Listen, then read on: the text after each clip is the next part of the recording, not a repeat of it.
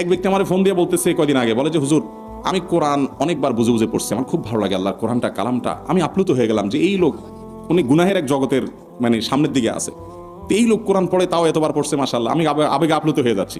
এরপর উনি বললেন যে ভাই, তবে যে হাদিস আছে না, এটা আমার সবচেয়ে অপছন্দের জিনিস।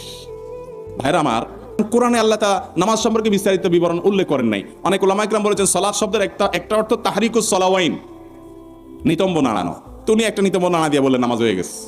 কারণ নামাজে বিস্তারিত বিবরণ, রুকু কয়টা করবেন, সিজদা কয়টা করবেন, বৈঠক করবেন, কোথায় কি পড়বেন, ডিটেল কোরআনে আছে। আরে ভাই, 2 রাকাত নামাজই তো আপনি কোরআনে পুরো ডিটেল পাবেন না। নামাজ তো পরের কথা, নামাজের আগের যে আজান সেটা তো উল্লেখই কোরআনে আপনি পাবেন না।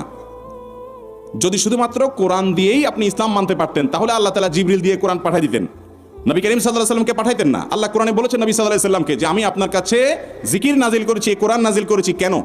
আপনার প্রতি কেন নাজিল করেছি? শুধু মানুষকে পৌঁছায় দিবেন এটার দায়িত্ব নয়, লিতুবাইয়িনা লিন-নাসি মা নুজিলা ইলাইহিম।